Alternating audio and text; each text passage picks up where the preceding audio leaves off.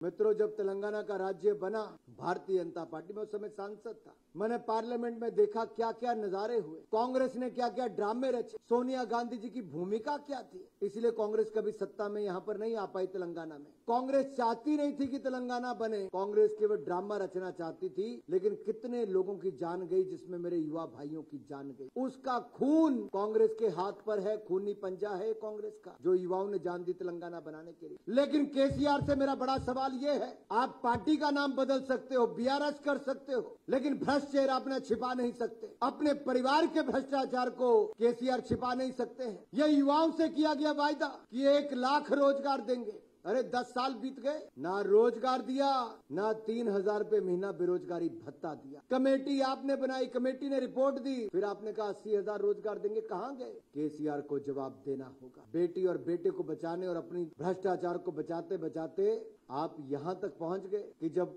तेलंगाना में भी आपका पेट नहीं भरा तो अपने परिवार के सदस्य बेटी को दिल्ली भेज दिया शराब घोटाले में, जिनका नाम आता है कविता जी। वहां के उप मुख्यमंत्री जेल चले गए, सांसद जेल चले गए, इनका नंबर भी आएगा, कोई बचेगा नहीं। जो जो शामिल है उनका एक एक करके नंबर आएगा। और इस घोटाले के किंग पिन केजरीवाल जी को सम्मन जा चुके, नोटिस जा चुका है। और मैं कहना चाहता हूं, कालेश्वरम प्रोजेक्ट, बड़े सपने दिखाए थे केसीआर, लाख करोड़ रुपए से ज्यादा का प्रोजेक्ट। आप कल्पना कीजिए, 1 लाख करोड़ से ज्यादा का घोटाला। अरे किसानों ने क्या उम्मीद करके आपको वोट दिया था? सिंचाई से लेके पानी तक के लिए आपको क्या क्या नहीं मिला। लेकिन कालेश्वरम में आज जहां पर किशन रेड्डी जी हमारे गए हैं मेडीगड्डा में, वहां पे क्या हुआ? जमीन धंसनी शुरू हो गई, बांध धंसना शुरू हो गया। क्या पैसे की इतनी भूख थी केसीआर को, इनके अधिकारियों को, इनके नेताओं को, कि किसानों के लिए बनने वाला ये बांध, देश प्रदेश के लाखों परिवारों के लिए बांध, उसमें भी हजारों करोड़ रुपए की लूट हो गई। क्या केसीआर चुप रहेंगे